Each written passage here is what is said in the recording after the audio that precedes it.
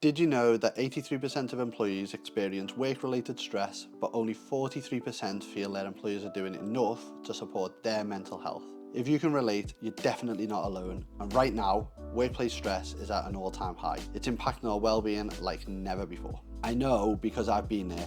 I've spent years in high-pressure environments, and as someone who's worked with ADHD and managed through depression, I know firsthand how important it is to find practical ways to handle this stress in the workplace. For years, I've worked in a fast-paced environment where the pressure was constant. I remember one week in particular where everything piled up, I couldn't catch a break. I'd come home, I'd be completely exhausted, unable to focus on anything but work. I wouldn't play games or do archery or go climbing, and it wasn't just mental either, it was physical. I was getting headaches all the time, I was achy and sore, I wasn't sleeping well. And looking back, it's obvious I was burning out. But at the time I thought, it's just part of the job. Well, it took me a long while to realise that this level of stress isn't sustainable, and I realised I wasn't the only one feeling this way. A lot of my co-workers were in the same boat, but we rarely talked about it, and if we did, it was in like small groups and it was just washed over.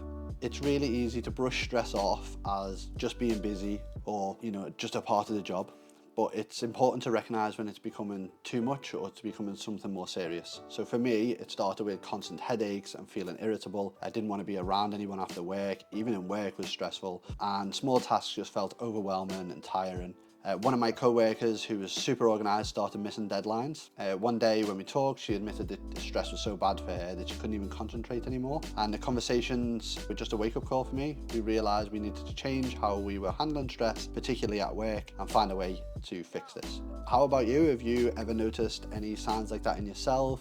Have you ever found that you have a really good way of dealing with stress? Let me know in the comments if you're comfortable sharing, of course. It really helps to know that, number one, you're not alone, and a problem shared is a problem halved. So it's really nice to get it out in the open sometimes. So I guess, how did I, along with my co-workers, start to manage these things and to turn things around? So there's a couple of different things that worked for us as a group. Everyone had a different thing that was working for them.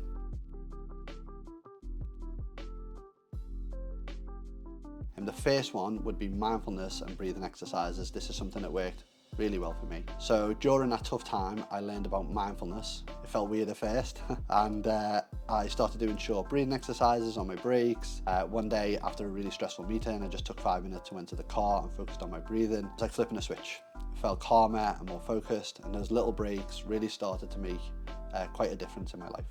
If you're interested in trying it, there are some great apps that will help guide you through these short exercises. Stuff like Calm or Headspace are really good ones. Something that is really small in the time scales but will give you a huge benefit is definitely the breathing. And you can even find them on YouTube. Wim Hof, for example, does really good examples of these as well, and it can be literally just 2 to 3 minutes, maybe 5 minutes if you want to take it outside. It just gives you comfort and de-stresses, allows you to release that tension from your shoulders and you're clenching your jaw. So that's one I'd super recommend.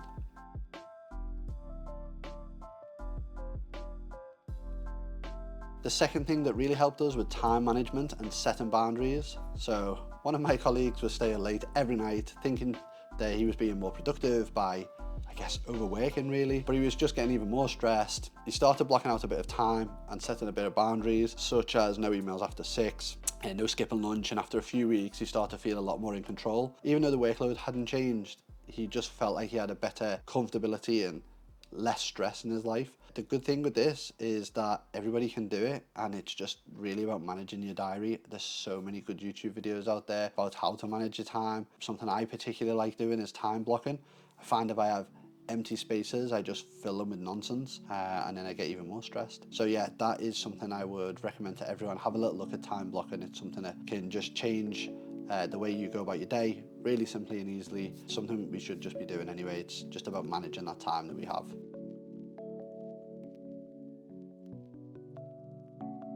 The third one is work-life balance, and I think this is something that everybody at some point struggles with, especially if you're working in anything high pressure. And for me, creating a work-life balance became essential. So I wasn't making time for things to recharge me, like my gaming and my climbing. I started to just say that I'm leaving work on time, I'm doing something I enjoy every evening. And for me, it was simple little things like going for a walk or just reading a couple pages of a book. Funnily enough, creating that separation made me feel more energized for the next day, which meant I could do even more work, with less time or with the same time.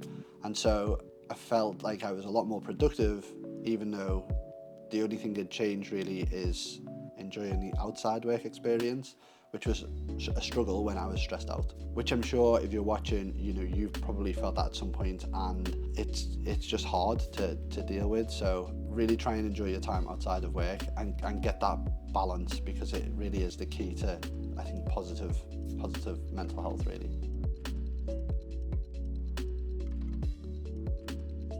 Building resilience, that's the last piece we looked at. So managing stress is one thing, but building resilience is a completely different thing. And for me, that's the key to staying mentally healthy, especially in a high pressure environment. And we've done this with a couple of different ways. So the first one was to adopt a growth mindset.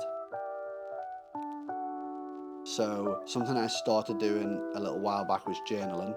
And when I started journaling about my stress in particular, I realised I had a fixed mindset. So if something went wrong, I would think, I'm not good enough, or I've failed, or I'm useless. But over time, I started seeing challenges as chances to learn. And if a project didn't go like as planned, I'd ask myself, what could I do better next time? And this shift really helped me bounce back faster from setbacks. I found that even if I did make a mistake, or even if there was a problem, I could then look at the opportunities to do better next time, and I would be in a much better headspace immediately.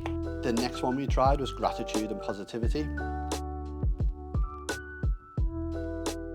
This didn't work too great for me, but a mentor suggested I try keeping a gratitude journal. Someone I really looked up to, so I tried it. At first it felt really cheesy, but after a few weeks I noticed a bit of a difference. By focusing on just a little positive, like a nice email from a customer or a positive review, I found that I was handling the stress a lot better, and I wasn't letting the negative stuff stick as much. I personally struggled with it, but stopped doing it, is the honest truth. But have you ever tried it yourself? Have you found it to be useful? I found it surprisingly helpful. I just didn't find the time to do it, so it didn't work for me personally. But how about you? Have you tried it out yourself? And then seeking support and self-care was the next thing we focused on.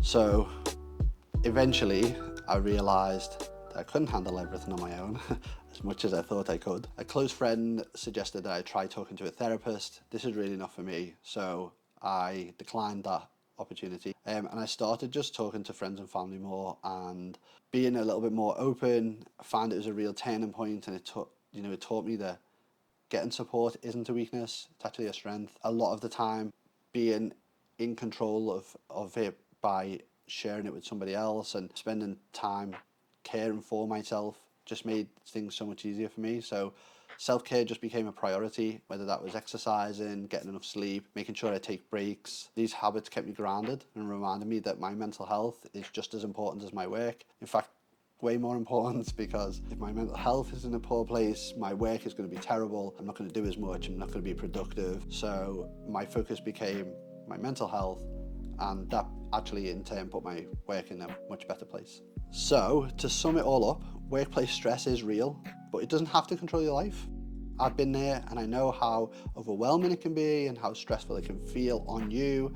But by recognizing the signs of stress and using practical techniques and building resilience, you can protect your mental health and you can thrive in any work environment. If you found this video helpful, please subscribe and check out the resources below for more tips on managing stress and boosting your mental well-being.